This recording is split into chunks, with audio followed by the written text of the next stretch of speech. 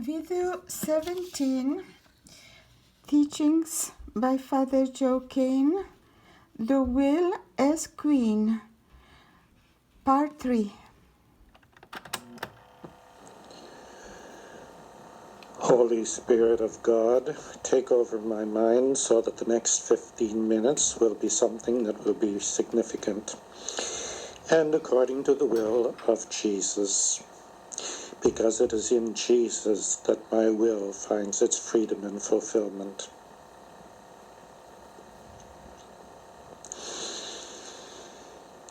I quoted at the beginning of the tape the book of Deuteronomy, where the Lord says, "Choose good, I set before you good and evil, a blessing or a curse."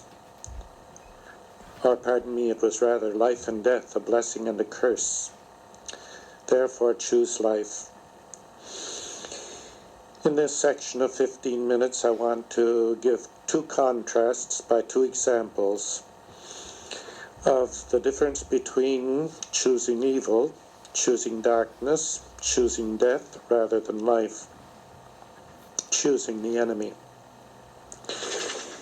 And on the other hand, the strength and power of choosing good, choosing the will of the Lord, choosing life. The first example happened when a very distraught mother came with her son by the name of Jose Luis when I was in Lima, saying that he was in a very bad way and could I help him.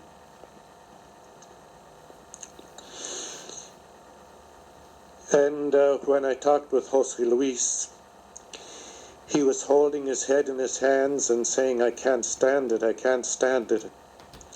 And all his nerves seemed to be shot, and physically he seemed to be a wreck, and it was hard to get through to him mentally at all. And finally he said, I want to do harm to people. And I said, "What kind of harm?" He said, "I want to kill my mother and my father and commit suicide." And I knew immediately where that comes from, because the devil, when he gets a hold on us, the first thing he wants to do is to cut off those primary relationships from which we receive life and love, to do the most inhuman things in order to destroy us as persons. So gradually I got the story out of him. He was on drugs. And one night the gang said, "We're going to do something different." But they wouldn't tell him what it was. So several of them got in the car with him and drove to a place, and when they went in, they locked the doors. And he found out that it was a satanic circle, and they were going to have a black mass, which is the ultimate sacrilege that the Satanists can perform, which, printing it out the other way, shows that the Mass is the most sacred act that we can perform before the Lord. And in that rite of the Black Mass, because they were on drugs, they really weren't too sure of what they were doing, but they did give their wills over and obey, which is a very key thing. Once we obey somebody, we are turning our wills over to that person. And in the obedience, he stood on the pentagram, the satanic star, said the Our Father backwards as a sign of the renouncing of his baptism, because baptism is a protection against the enemy and has to be removed, or the power of it. And then made a type of dedication to Satan. And he said that when he made the dedication to Satan, he felt a sort of a power enter into him, as if he could do anything and everything he wanted to, and that his will was supreme, that nobody could stand in the way, that he could knock out of the way anybody that would hinder him. But then he said he saw something in the eyes of the one who was directing the meeting so terrible that he all of a sudden felt fear, a tremendous occult fear, which is real terror. And he wanted to get out, but the place was locked. So then he went into the bathroom, and there were bars on the window, but he managed to slip through and get out of the bathroom and escape. But the harm was done. And instead of that feeling of being able to do everything, he felt as if he could do nothing. He felt as if his nervous system was destroyed, and all he could do was mope around with his head in his hands, or feel the tremendous compulsion to do violence. And the only way he could find some relief was to shoot up.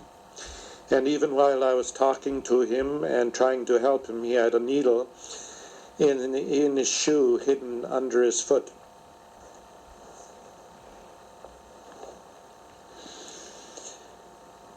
And when he said, I want to do evil, or I want to do harm to people, and he wanted to kill his father and mother, I said, that's not you, that's the enemy in you that wants to do it. But he said, but how can that be the enemy if I feel that I want to do it? And that's how much the enemy can take over, especially when there's a direct dedication to him. He enslaves the will so much that the person feels that it is his will, his decision to do these things.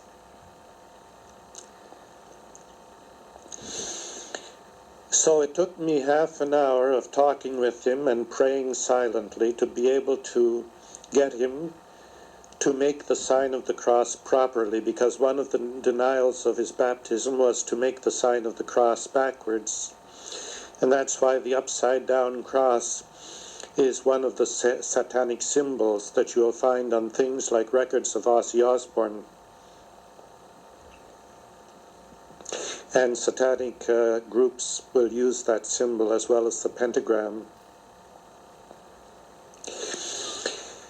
It was a long story, the history of his being freed from the thing, but one night we prayed with him all night after he tried to get the butcher knife out of the kitchen to kill us.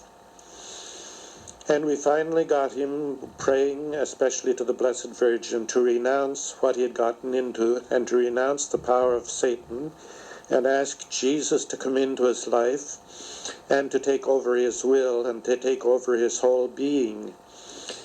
And we asked it one at a time for the Lord to take over his mind, because it was his mind first that got the idea, then to take over his will, because it was the will that consented, and then to take over his emotions, imagination, and everything else, because once he'd given over his will, then his will had ruined his emotions and made him feel hatred and resentment and rejection of his parents rather than love and acceptance of his parents. The next day, it was hard to recognize José Luis. He seemed to be a different person. That lost and trapped animal look that he had in his eyes was gone, and he was his same old self, so much so that his mother could hardly recognize him. So that is the negative point, how we can really give our wills over to evil and it will destroy us.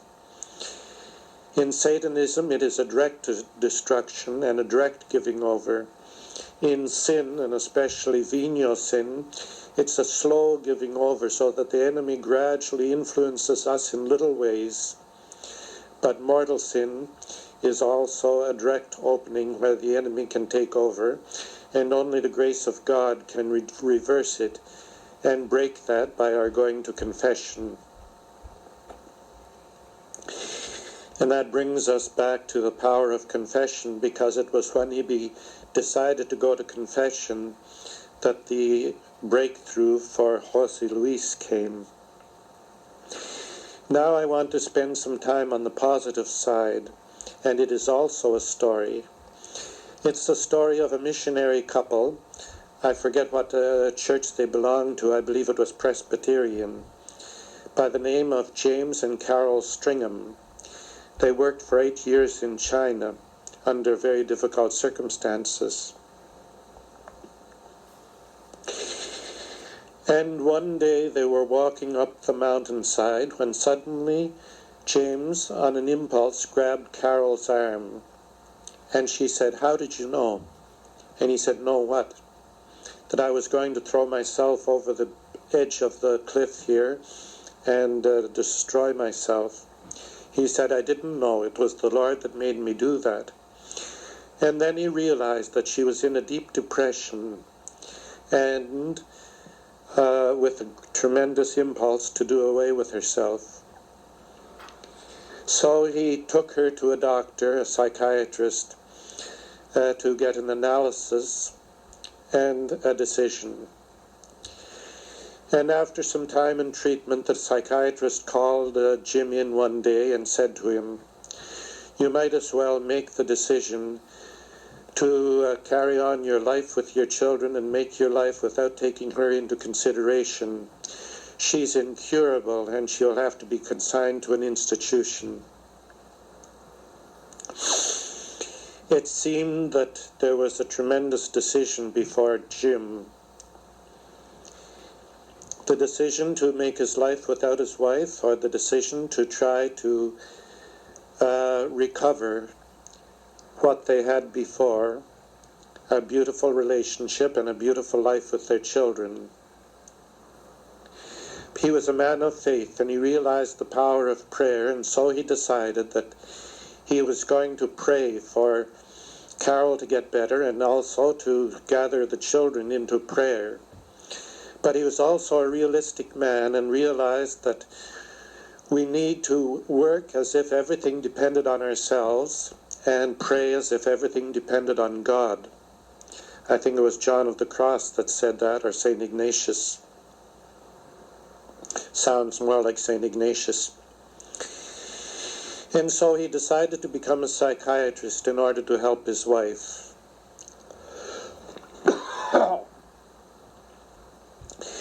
And so they had to hold out that hope to themselves and to Carol, saying to her, "Carol, you will get better," and pleading with God, "Please make Carol better." And so it meant a lot of hard work trying to hold his family together and at the same time studying psychiatry, which is a very rigorous discipline. And it affected the relationships. Certainly there must have been very difficult times with the children when it was difficult for their relationships and when they had to make sacrifices and decisions. But that brings out an important point. A decision is a very important part of the will to survive, the will to love.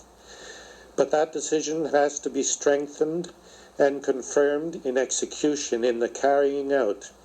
And so every day has its choices, and every day we have to choose not only between doing what is wrong and doing what is right, but between doing what is right and doing what is better, doing what is good and doing what is better and doing what is best.